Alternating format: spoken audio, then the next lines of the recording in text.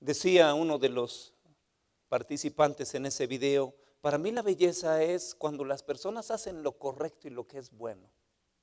Hace unos días tuvimos la oportunidad de participar con Perla Osorio, que algunos de ustedes conocen, en una conferencia que tuvo en la Universidad de las Américas.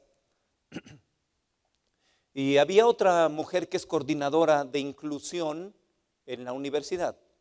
Es una mujer invidente y ella estuvo ahí en esa conferencia. Y ella mencionó 3 cosas poderosas que uno en esas circunstancias experimenta: mucho miedo. Todo el tiempo vive con miedo.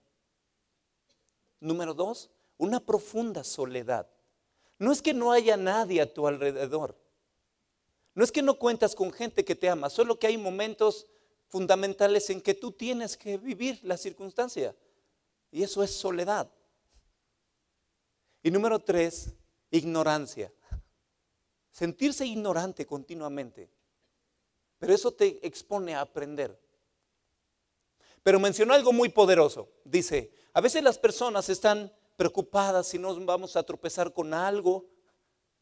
Y me sorprendió algo tan sencillo que dijo: pero a veces nosotros tenemos más miedo, porque recuerden que ese es uno de los sentimientos que le embarga, por lo menos a ella. Dice: sentimos mucho miedo, y nosotros pensaríamos miedo de que se tropiece con alguien, miedo de que caiga en algún lugar que le lastime. Y ella dice: no, a veces tenemos miedo de pisar la popó de los perros. Y piénsalo, es desagradable eso. Y ellos no, yo no lo había pensado. Y entonces dice: así que cuando las personas sacan a pasear a sus perros, no solo es cuestión de ecología, sino de humanidad. Y me quedé pensando en lo que decía, y es muy posible que sabe qué desagradable es eso por muchas experiencias. Porque aquí en la ciudad no aprendemos, nos encanta tener mascotas que nos muevan la cola y nos reciban, pero no somos responsables con ellas.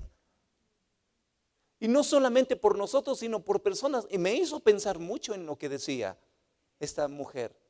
Cosas simples. Cuando a mi hermano menor le dio un infarto cerebral, él era orador como yo. Y una de las cosas que lastimó el infarto fue su capacidad lingüística. Así que dejó de leer, dejó de escribir y sí, dejó de hablar. Al principio salían puras groserías de su boca. Y él quería decirle a sus hijos algo y decía muchas groserías. Y entonces lo pararon: oye, dices muchas groserías. Y él sorprendía en su cara: ¿de verdad? Sí. Así que tuvo que aprender dentro de esa limitación a darse cuenta que estaba expresando algo que no quería. Y poco a poco se fueron olvidando todas esas palabras y solo quedaron 2. 2 palabras. De todo su vocabulario solo quedaron 2 palabras: Jesús y gracias. Y para todo, cuando quería pedir algo decía gracias. Lo recibía y decía gracias. No lo recibía y decía gracias. Se despedía y decía gracias. Te daba la bienvenida y decía gracias. O quería alentar a sus hijos y les decía Jesús. O veía triste a alguien y lo quería animar y Jesús. O veía a alguien alegre y le decía Jesús.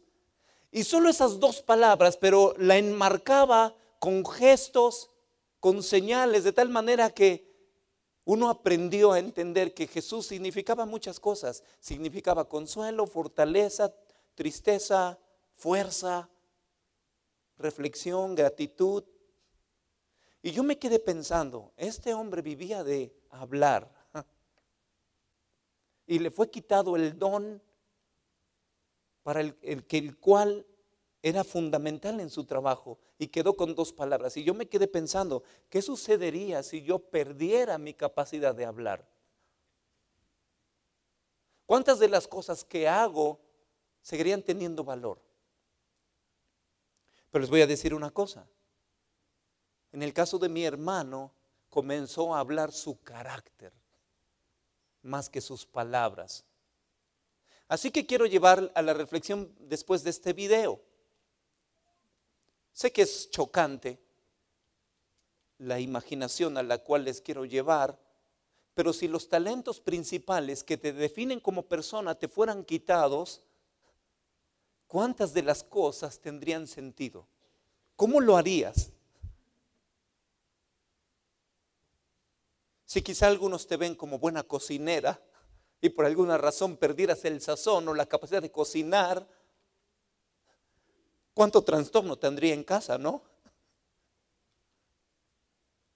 O quizá algunos se pondrían felices, pedimos pizza otra vez. ¿Cuántas de las cosas que haces si el talento que te define como persona se perdiera? ¿En dónde estaría? Ahí radica tu potencial. En el caso de mi hermano, en su capacidad lingüística, le fue quitada, pero ahí no estaba su potencial. Por eso cuando decimos fuente número 1 por naturaleza, ¿qué sucede cuando esos dones, talentos se van? Cuando la belleza se empieza a marchitar, cuando la juventud se empieza a ir, ¿en dónde está tu potencial? He comentado en distintos escenarios que los varones estamos sometidos a una presión como nunca antes en la historia. Cuando los varones perdemos dos potenciales, empieza una debacle y no se levantan, no nos levantamos. Porque muchas veces nuestro potencial está en número 1, talentos, aprendizaje, experiencia, capacidades que hemos adquirido en la vida. Pero número 2 prolonga número 1 o se sobrepone. Y número 3 prolonga número 2. Así que, como decía en el video, estas personas que tienen una capacidad que para nosotros es esencial, tienen que desarrollar otras cosas. Imaginación. Cuando la mujer decía, tengo 3 hijos, no sé cómo son, ¿se imagina? Jamás va a ver su rostro. Pero dice, para mí es hermoso imaginarlos, cómo son. Otro decía, para mí es importante ver a las personas cómo son en su interior, porque jamás los voy a ver en su exterior. Así que echan mano de imaginación, echan mano de paz, echan mano de vivir la experiencia. Las cosas difíciles, para ellos felicidad es la experiencia de tropezarse y levantarse. Y si alguien los ayuda es una experiencia, y si nadie los ayuda también es una experiencia. Así que, más que salir como expertas en temperamento, en personalidad, quizá si algunas de nosotras encontráramos ante estas 4 sesiones la puerta que nos lleve a esas 3 fuentes, que acreciente lo que por naturaleza tienes y quizá está dormido, o quizá alguien hizo que se durmiera. No sé si está una mujer que estoy aprendiendo a amar, que se llama Blanca. ¿Está Blanca? ¿Está Blanca por aquí? Quizá hay una Blanca que no es la que yo estoy pensando. Pero Blanca ustedes la van a conocer, estoy seguro. Porque me canso que el próximo miércoles va a estar aquí. Pero ella nos compartió un testimonio. Por 40 años, el médico que la operó le dijo, no vas a volver a caminar. Y ella lo creyó. Hasta que a su hijo de 40 y tantos años le pasó algo similar que a lo que mi hermano. Entonces ella llevaba a su hijo a terapias y el muchacho empezó a caminar y ella se le prendió el foco y yo también podré tener terapias, doctor. Claro. Y nos contó de una manera muy gráfica cómo en 1 hora hizo lo que en 40 años no había hecho, caminar alrededor de una mesa. Y ella lloraba, decía, yo creí eso, el experto me lo dijo. Pero entendió una verdad nueva, una verdad que le hizo sobreponerse a las fuentes pobres de naturaleza y vino una de renovación, pero también de obediencia. Y uno la ve, esa mujer emana energía. Así que en esas sesiones me encantaría que algunas de ustedes despierten algunos dones, talentos que por naturaleza les han sido dados, pero algún engaño familiar o personal lo ha mantenido ahí apagado. Pero número 2, sería maravilloso que algunos de nosotros encontráramos la fuente de renovación. Verdades que transformaran profundamente los significados que le hemos dado a nuestra vida y a nuestra persona. Que renueven sentimientos, emociones, propósitos. Algo que nos permita iniciar de nuevo, aunque ya la travesía ya lleva un tiempo. Pero quizá algunos de nosotros debemos encontrar en estas sesiones fuente número 3.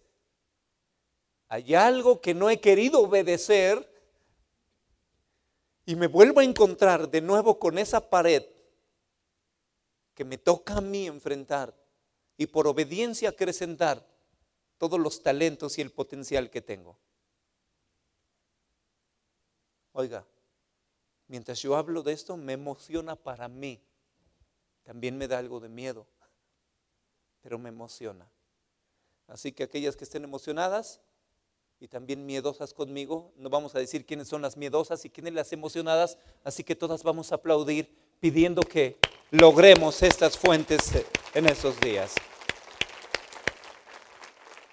Bueno, como se dieron cuenta en sus apuntes, ustedes tendrán que ir anotando algunas cosas que les llaman la atención o es poderoso. Recuerden otra vez que es su vida la que está en el deseo de potencializar. No es un curso que alcanzar, no es un curso que cubrir. Es una vida que es la suya, la que quieren madurar. Así que usted tome los apuntes que mejor le parezca y dígalo de la mejor manera, que va a ser mejor que como yo lo diga. Así que vamos a la siguiente. Ahora, voy a hacer un paréntesis. Siempre algunas enseñanzas gráficas. Algunos de los imperios más poderosos que ha habido en el devenir de la historia humana se basan muchas veces en la fuerza, sí, también en la cultura. Imperios que logran una trascendencia enseñaron a su gente a pelear. Escuche esto. Imperios que lograron trascender en la historia humana enseñaron a su gente a pelear. Sí, es verdad.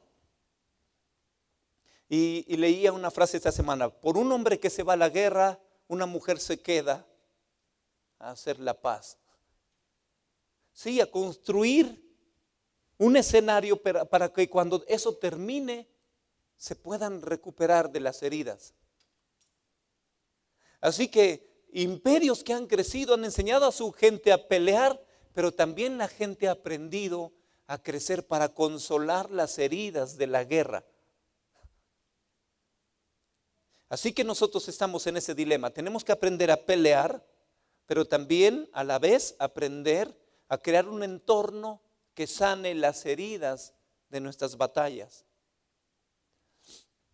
Bueno, quizá uno de los imperios que más énfasis puso en eso fue el Imperio Romano. Ahora, permítanme explicar eso. A los soldados romanos los capacitaban para hacer prácticamente un arma de guerra. El soldado romano estaba diseñado para ser un arma letal. Así que su trabajo principal en donde estuviera era proteger el territorio que le tocaba. Y a su compañero proteger otro territorio con su vida. Así que usaban armaduras. Así que aquí viene mi enseñanza visual. El yelmo, un casco. Esto protegía la cabeza. La palabra yelmo significa algo que protege toda la cabeza. En sí la palabra que se menciona ahí como yelmo, dice aquí pericapela, es decir, peri, todo alrededor, y capela, cabeza. O sea, esto protegía todo alrededor de la cabeza. Así que lo vamos a poner aquí. Porque por supuesto la cabeza es una de las partes vulnerables. Así que protegían su cabeza. Otra parte importante en esa armadura era el tórax. La palabra tórax se traduce como coraza. Algunas suspiran porque recuerdan a su esposo, ¿verdad? Ok.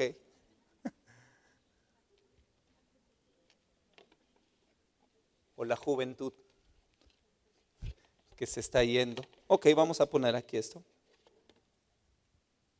Bien. El tórax. El tórax, de alguna manera, era como un coselete que cubría ambos lados del tórax. Al tórax nosotros le llamamos a esta parte que cubre órganos vitales. Así que me voy a centrar por ahora en estas dos partes de la armadura. No voy a vestir a todo mi guerrero que tengo aquí improvisado, pero me quiero concentrar en estas dos cosas. Porque el apóstol San Pablo decía que todos aquellos que estamos luchando en la vida deberíamos de ponernos nuestra armadura. Y va describiendo la armadura que deberíamos de tener. Así que dos partes esenciales de la armadura era el yelmo, el que protegía la cabeza, y la coraza que protegía órganos vitales. Dice, pónganse todos el yelmo de salvación. Se refiere a proteger tu mente. Escucha esto. Las batallas por tu vida, escúchame por favor, las batallas por tu vida no están en tu pasado. Las batallas por la victoria no están en las circunstancias presentes. Las batallas por tu victoria están en tus pensamientos. No en esas circunstancias del pasado que te afectaron tanto. No en esa traición que te partió el alma hasta las raíces. Está en tu mente. Esa mente que tiene la capacidad de volar al pasado y de ir hacia el futuro. Así que cuando Pablo decía, ponte el yelmo de salvación, pon a buen resguardo tus pensamientos. Renueva tus ideas, protege lo que crees. Ponlo a prueba, ¿qué crees? Y cuando encuentras que es verdad, defiéndelo.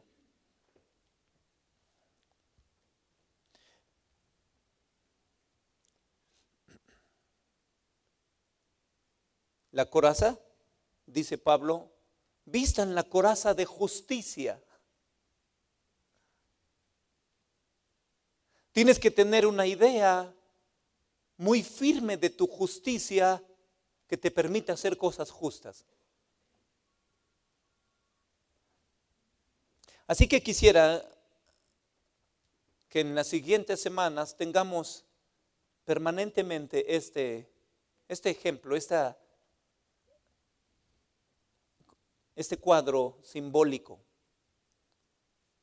Porque si queremos tener victoria en nuestras vidas, definitivamente vamos a tener que luchar. Y si vamos a luchar, necesitamos protegernos.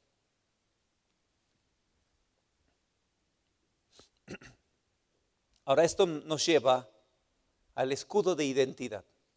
Ese lo tienen en su página 2. Durante estas 4 sesiones, o 3:30, estaremos enfocando el escudo de identidad. Ese escudo de identidad consta de por lo menos 6 elementos. Ahora, seguimos otra vez con la imagen militar, ¿ok?